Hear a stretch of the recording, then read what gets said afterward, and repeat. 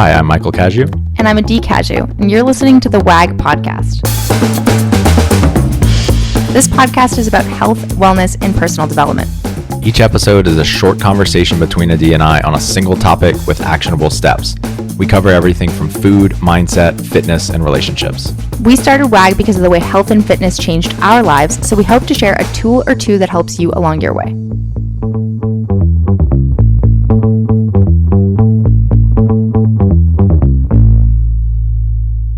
Hello. That's different. Yeah, I like to experiment with the different ways in which I say hey or hello. Welcome back, guys. Thanks for joining us today. We are going to talk about some of the biggest lessons that Adee has learned working with Brooke Wells and some of the biggest insights that together they have had. And I think that she is obviously one of the most impressive athletes in terms of how competitive she is, but the fact that she does it while going to full-time college, while also allowing herself to have fun and experience college. You know, she's not very militant about it, about competing. I think it's just something like there's a lot that all of us can learn about how to be disciplined while still having fun. Yeah, I think that she is a really amazing example of being disciplined but flexible at the same time. And I think that's something a lot of us really want to be able to achieve. She's probably the best at it of anyone I've seen. I've heard I wish I had a dime for every time somebody told me I'm in college, I'm studying too much, I have too much going on. You have like a couple dollars. That'd be great. We could be eating filet mignons over here. Stop.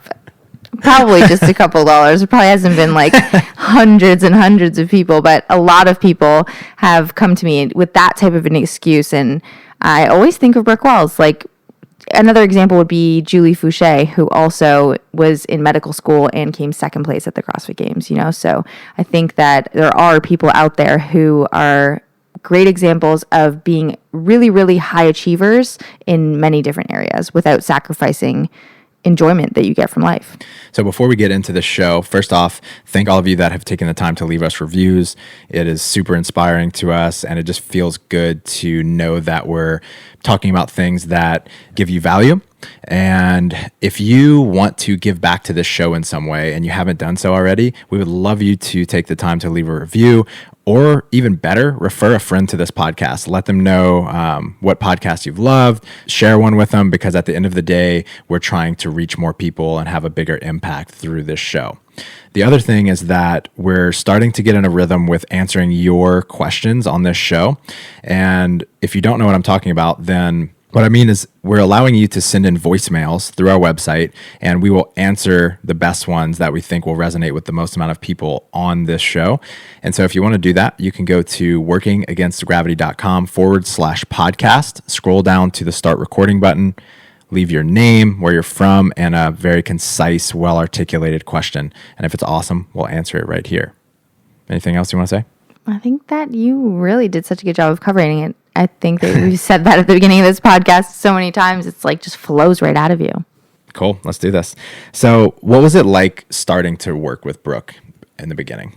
Before working with her, I was always a really big fan, and she's so much fun to watch out on the floor. I don't know. I've always just really resonated with her as an athlete. She always looks like she's having a good time. She's not taking it so seriously, but she also is obviously taking it seriously because she's doing so well. I think the first time I actually ever met Brooke was when she was doing one of those grid league combines in Miami. She was trying to make the NPGL, or I think it was NPFL at the time, but she just dominated the combine. Like, it was incredible, just like seeing She did better than you at the combine? Stop. Adee was at the combine, guys. Not that one, but I played for the Baltimore Anthem, my claim to fame, guys. So, she just dominated, and it was so cool to see.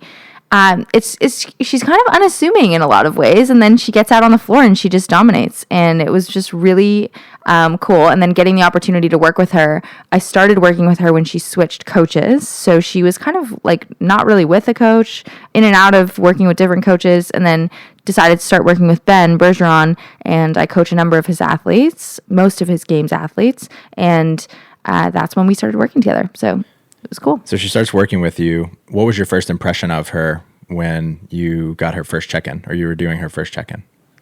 My first impression was, I feel like we could be friends in real life. That was just, she really is exactly how she seems. Like there is no, sometimes there's this persona that people can put out there, whether it's on Instagram or social media, or like what they seem to be like when you don't really know them that well. I mean, you watch them compete, you see them, whatever they post, and they choose to share with you.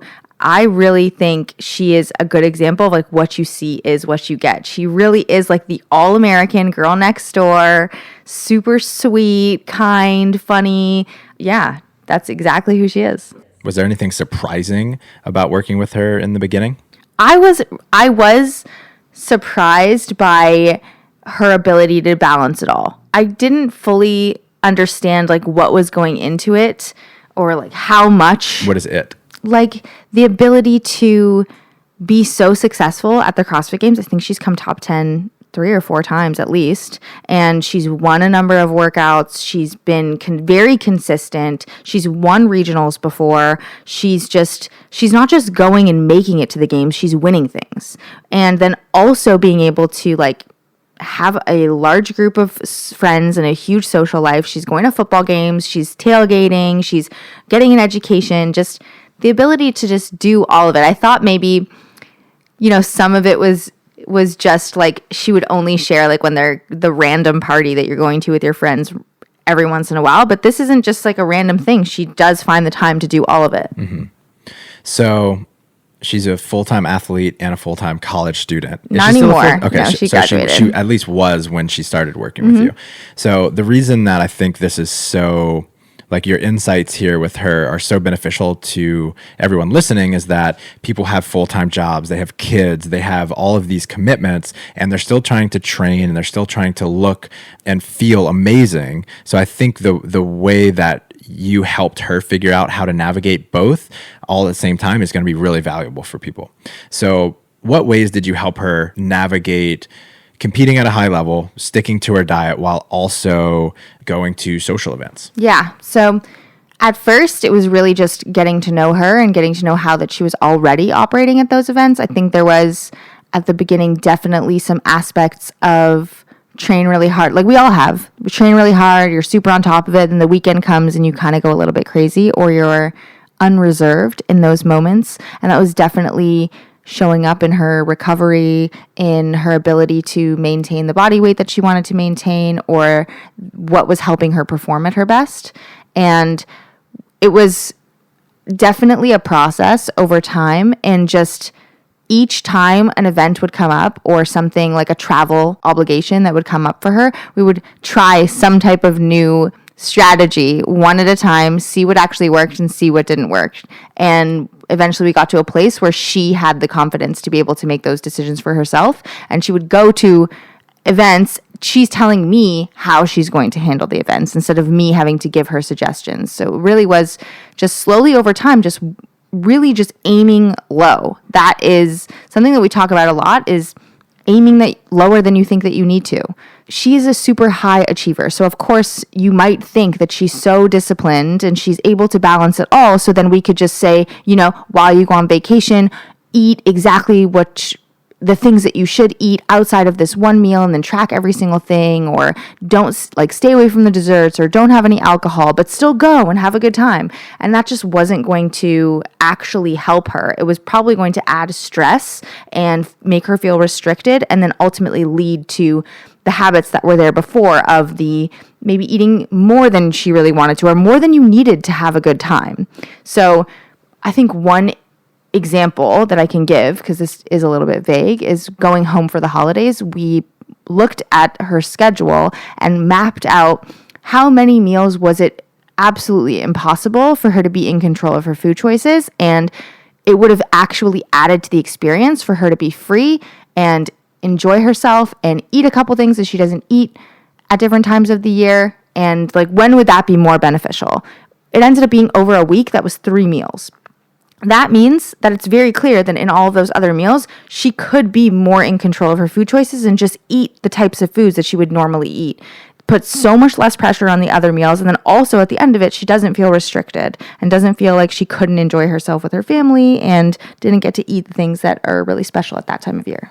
This is really interesting. I'm reading this book on child development right now, and I learned that when you allow kids to make a plan and then go and follow that plan for their class, and they decide what they want to work on, they are so much more attentive and so much more in control of their impulses. And it sounds like that's very similar to what you're talking about. You're helping her to just come up with her own plan before she gets into this kind of challenging environment. Mm-hmm.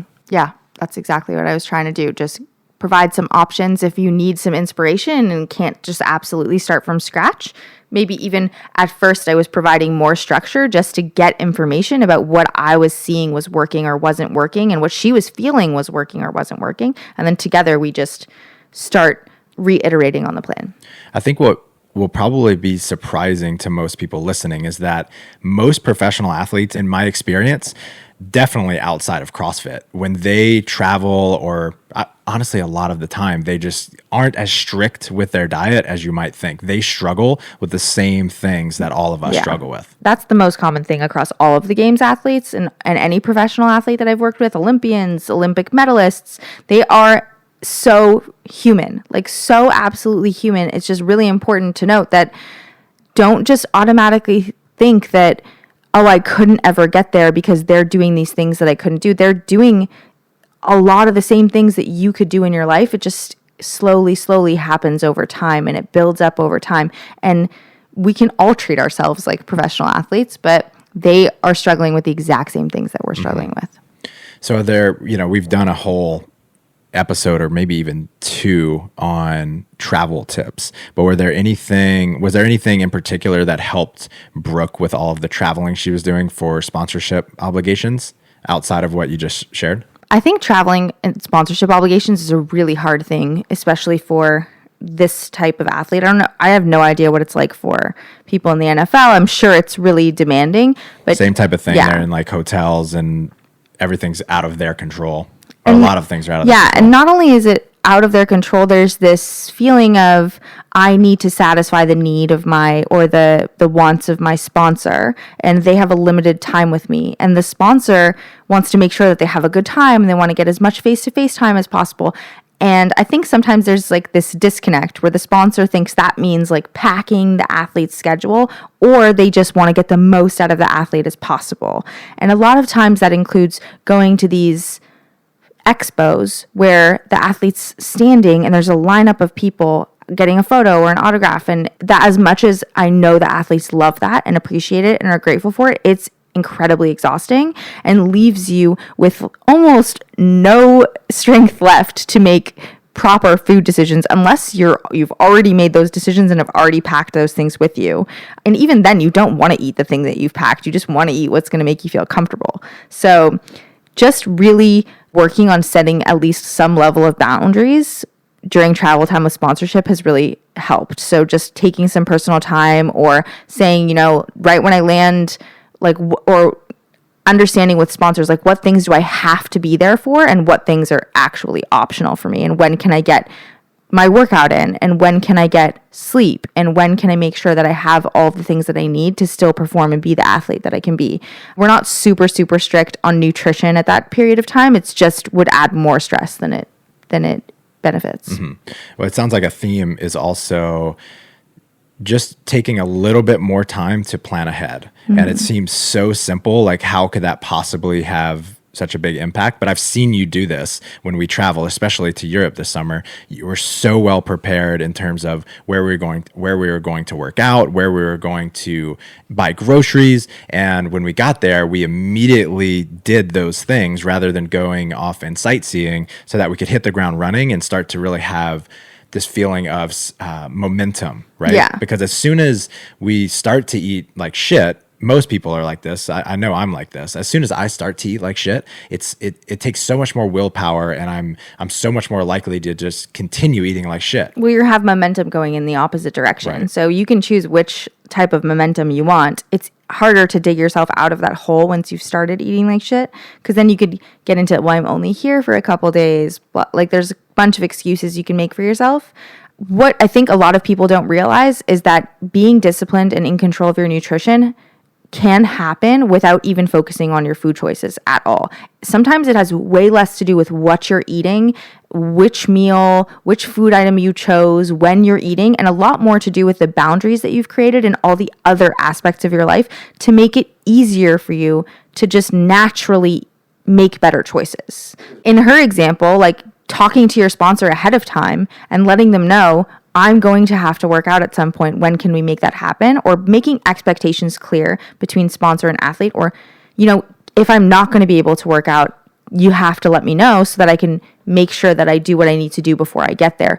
Just making expectations really clear reduces a lot of the stress and worry of landing and being like, when can I get a workout in? I'm afraid to ask because I don't want to let someone down. I don't want to make them feel uncomfortable. And I know that I'm here and they're my sponsors and it's important for me to do really well for them. All of that is just completely gone when you create boundaries. And that can be done. This is a sponsorship obligation. Let's talk about like a family obligation. You're going to go spend a week with your family at their home. You can have a conversation about, hey, what types of groceries do you have at the house? And if I need these things, should I order them ahead of time, or are we going to have time to go to the grocery store? They might even offer to go and get them for you, but just making a lot of expectations clear of knowing if you have the time to do what you need to do. And if you find out that you don't have the time, at least you're not worrying about trying to find it the whole time that you're there. As much stress and anxiety that you can reduce allows you to have the space to make the better decisions in the moment. Yeah, another thing that came up as you were talking is that we are just creatures of habit. Like almost everything we do in a day is just out of habit. And so if we can create boundaries, like you're saying, and put ourselves in a better environment, then we just allow for the more positive habits to just take over. Mm-hmm. So I think the question on a lot of people's minds is, how are you able to get Brooke so much leaner in such a short amount of time? So not only was she juggling both of these full-time capacities, but she was able to get very significantly leaner in 1 year. I would love to take like a tremendous amount of credit for all of that. But she really just needed a little bit of guidance. She needed a little bit of she didn't have somebody helping her, holding her accountable, or giving her the knowledge and education that she needed to know what choices that she needed to make. I have some like really funny stories about Brooke Wells that I like maybe won't like. I'll give one example. Yeah, you can't not tell. Yeah. Like she just sometimes she was getting a lot of her education and information from a lot of different places versus having one person that, like a CrossFit coach, or before in CrossFit, right? She had a coach here that she was following a program, but it maybe wasn't specialized for her. And then she started working with Ben and started seeing a lot of progress in all areas of her fitness. And it was kind of like that with nutrition, just like getting advice from all these different kinds of places. And sometimes, she would learn something was a superfood and then would just really eat only that superfood, And that's like some of the stuff that having me was really helpful for, just a sounding board and somebody who could help guide her. She was already really disciplined. There wasn't a lot with her where there has been a lot with other games athletes of really having to hone them in on being consistent, and they were surprisingly not as consistent as you'd imagine. But with her specifically, she's pretty even-keeled. She doesn't stress too much about things. She stresses like a healthy amount about competition, and has generally probably had a healthy relationship with food from the beginning. So there wasn't like a huge barrier for entry there for me. It was just, everybody really benefits from having a coach, having somebody to be like what are they called in bowling? Like the things in like the bumpers. Bumper. No, like the things that stop you from going into the bumper. I think it's called a bumper. Oh, the bumper put the in the bumpers gutter. out. Yeah. They go in the gutter. Yeah. So to stop, like I was just like the bumpers in the gutter that stop her from going in the gutter. It's like, oh, back on, just like a little bit of information, a plan, some guidance, just some more structure to her nutrition, and it was really easy. Is there anything? Can you tell what is different about her than some of your other athletes in terms of being able to be consistent on your diet? I think that what about her makes her more consistent on her diet really is her attitude. And that is something that takes a long time to teach, and a long time that if you don't have that ingrained from you from the beginning, I don't know if maybe it was because she had a twin and she just always had somebody to help her work through her emotions with, or just like always had a confidant, you know what I mean? They have like such a beautiful relationship, the two of them. And I think that could be possible, that she learned how to like talk about her emotions, but she doesn't really freak out or get incredibly stressed about things that most of us get incredibly stressed about. So I think it makes it really easy to make changes, because oftentimes when we make changes, we freak out about them. And so she's a much more even keel. Say more about that. So if I make a huge change to my life and it's not working out the way that I want it to, or, you know, it's just too dramatic of a change to my life, I might react negatively, or however, like just say, screw this, I don't want to do it. Or if some, like this past year at the games, she got stepped on a line at the games during the sprint event, and she got a penalty that knocked her out of the top 10 and ended her games. And I mean, that's a really shitty way to go out of the games. It's not like you weren't fit enough. It was you made a mistake and you stepped on a line and you got a huge penalty in this event that, and it depends who you ask. It was the rules, but depends who you ask. Some people are going to say that's the rules, and some people are going to say that's not fair. It's not a real display of like who is the fittest out there. She was really bummed about it. But it seems like a healthy amount of time. You know, I think a lot of people could take something like that and be totally disenfranchised with CrossFit and just be like, screw this, or have a lot of resentment. And I think she just took like a really healthy amount of time to dwell on it and be upset and feel that feeling. And then I'm getting back to work because I love this and this is what I love to do, not because I want to stay angry. Mm-hmm. Yeah, I love that. She may have already had this in her, but I know that one thing Ben harps on is focusing on what we can control versus what we can't control. So obviously, a judge's ruling is totally outside of her control. What a lot of people do is they focus on that and they put a lot of attention and energy on that, and they're just spinning their wheels. They can't do anything about it, and they're just burning their energy up when they can't change or influence that at all. Instead, it sounds like in this event, as well as a lot of areas of her life, she chooses to focus on things that she can influence and control, such as her emotions, such as what she's putting in her body, rather than worrying about things that are outside of her control. Yeah, 100%. It's exactly like that. Another like great example is if, you know, she's taken some time off of training as hard as I mean, everyone takes time after the CrossFit Games just to, you know, be a little bit more relaxed. It's different this year with the Open so close, but technically they're in like an off season right now, and she's maybe a little bit heavier or not as lean as she's used to. And a lot of athletes would freak out about that. They'd be like, I need to get back on top of it, or really affect their like day to day. I don't see that same reaction in Brooke. She still has a great time, is so happy go lucky. And yeah, I think she just processes things really well. One last thing is that you've told me, and it's, you know, I can see this. I think the world can see this from the outside, but you've told me from your firsthand perspective of her, how much she straddles the line between being super successful as a CrossFit athlete and as a performer, while also being very, very humble.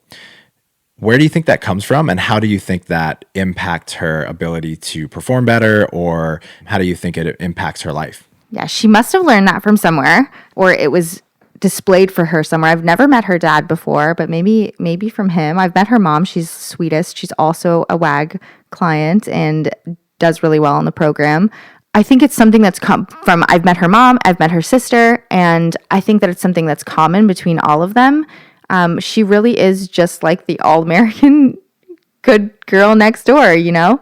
I wish I knew her family better, or her like growing up history, or, you know, next time we hang out, maybe I'll ask her more questions. But she definitely learned that from somewhere. And she really does exude humility. She's not, I definitely don't feel like, you know, when you meet someone who's like a known name and they walk into a room and they have this air about them, like, do you know who I am type of air about them? Like, you should know me, or I should get special treatment. That is not, you've hung out with her too. She definitely doesn't have that vibe at all.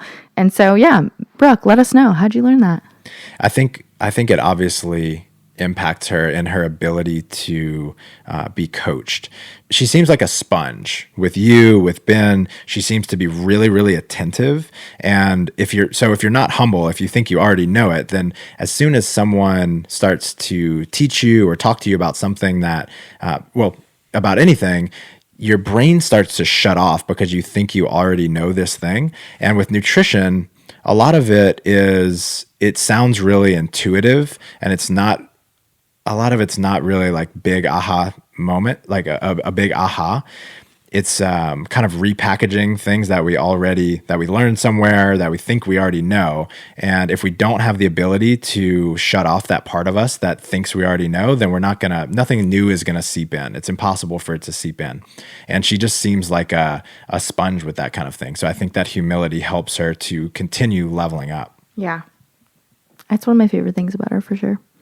Cool. So to wrap this up, the takeaways that I got out of this, one were to put a little extra effort into planning ahead, whether it be travel or social events, and decide, like, I think one good insight is, instead of considering something a cheat, like you're off your diet, if you plan it ahead of time and you can control what happens before and after, is it really cheating? It's just part of your diet. Right. It's just how you're eating today. And just thinking about it that way helps us from feeling like we are taking a step back, right? So plan ahead, be as precise as possible, and then actually stick to that plan. And then if you want to iterate and change it next time, you can. Yeah. I think another really big lesson that, if it wasn't taken away, that should be taken away, is that when things are just out of your control, or your current situation is not exactly the way that you would want it to be, not really focusing on that gap, but instead just focusing on what you can do and the actions that you can take to get to where you want to go. Cool. Thanks for joining us today, guys. Thanks, guys.